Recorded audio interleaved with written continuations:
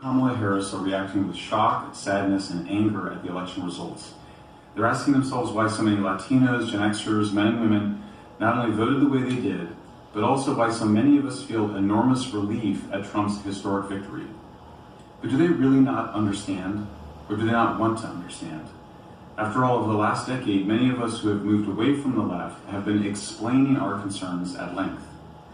We didn't appreciate being told we were bigots for not wanting to defund the police, open the borders, or mandate racial quotas. We didn't enjoy being called phobic for not wanting doctors to experiment on children with pseudoscientific transgender medicine. And we didn't like being labeled conspiracy theorists for asking hard questions about COVID policies or why the FBI, CIA, and Department of Homeland Security were involved in mass censorship. And we're not suggesting that those were the only reasons most voters or swing voters voted for Trump. Polls indicate that the top issues were the economy, migration, but elections are won on the margins, and what made the difference between 2020 and 2024 was the defection of so many traditionally Democratic voters to Trump and the Republicans. And many of those who defected were, like us, alienated by the transformation of the Democratic Party into a mob of woke scolds and persecutors. Trump gained unprecedented ground across the electorate, disrupting Democrats' hold on Black, Latino, and Muslim voters in key areas. Even young people, and especially young men, swung to the right. Trump won over large segments of the working class, while Harris improved over Joe Biden with high-income voters, college-educated white women, and white people in general. These results are nothing short of a massive political realignment that should put to bed once and for all the corrosive myth that Trump's coalition is driven by white supremacy or fascism.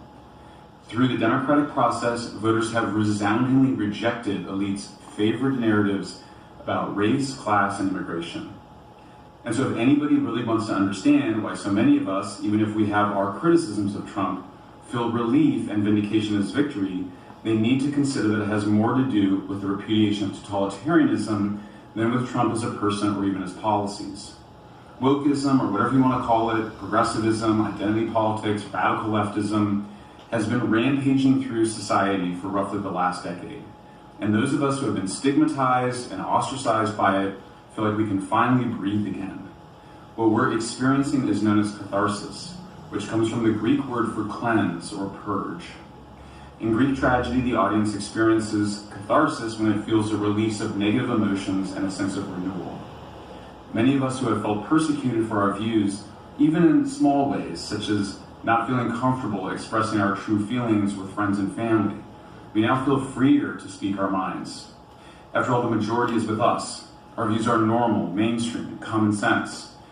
As Democrats weaponize the government and justice system attempting to keep Trump off the ballot and put him in prison, we identified not with Trump, the Republican, or the businessman, or the former president even, but rather with Trump, the wrongly accused. At bottom, he was being persecuted by the same totalitarian forces that had been rampaging through society for a decade. Sometime between Occupy Wall Street in 2011 and the first Black Lives Matter protests in 2013, seemingly normal liberals and Democrats started to lose their minds. Everything became racist. Everything became suspicious. Nothing was more suspicious than not agreeing 100% with the official woke Democratic agenda. Trump's election put wokeism on steroids.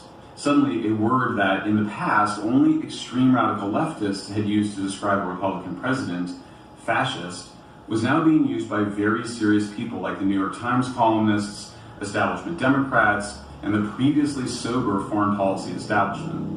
It was between 2016 and 2020 that wokeism not only completed, but intensified its grip on every major institution in society, from news and entertainment media to schools and universities.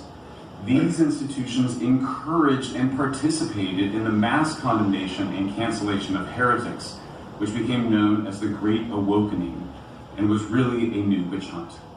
Ordinary and otherwise decent people behaved cruelly. They accused people they had known for years or decades of bigotry or racism, or of wanting to genocide trans people, or wanting millions to die from COVID. Diverging from progressive orthodoxy in any way became enough for people to not only end friendships, but to insist that the transgressors be ostracized and excommunicated. Those who had made a great show of being courageously open-minded and tolerant became intolerant, incurious, and cowardly.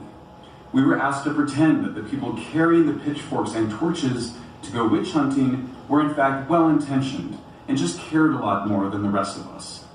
They didn't. Behind the totalitarianism were individuals who had given into base motives like hedonism, envy, dogmatism, self-righteousness, prejudice, snobbery, psychopathy, and even sadism. There are many underlying causes of the totalitarian Great Awakening.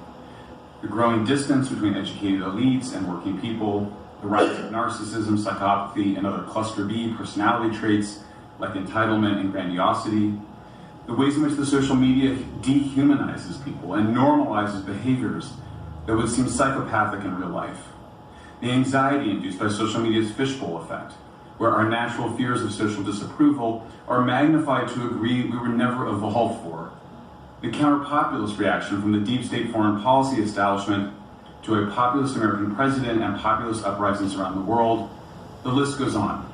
Fully excavating the causes of the derangement of the last decade requires a book-length treatment, which we are dutifully working on right now. The good news is that we're already on the downward slope, moving away from peak woke. If one had to find the moment where the lies were at their greatest power, it might have been during the summer of 2020, when the public health experts who had demanded that we shut down the schools said it would be immoral not to join Black Lives Matter protesters in physical real-world events that were no different from the super spreader events they had just a few weeks earlier demanding people be arrested for attending. Peak censorship came less than 2 years later, when former President Barack Obama gave a Stanford University speech urging government regulation of social media platforms. The bad news is that much of the censorship industrial complex remains in place. Few of the abuses of power over the last 8 years have been fully investigated, and wokeism remains entrenched in every major societal institution.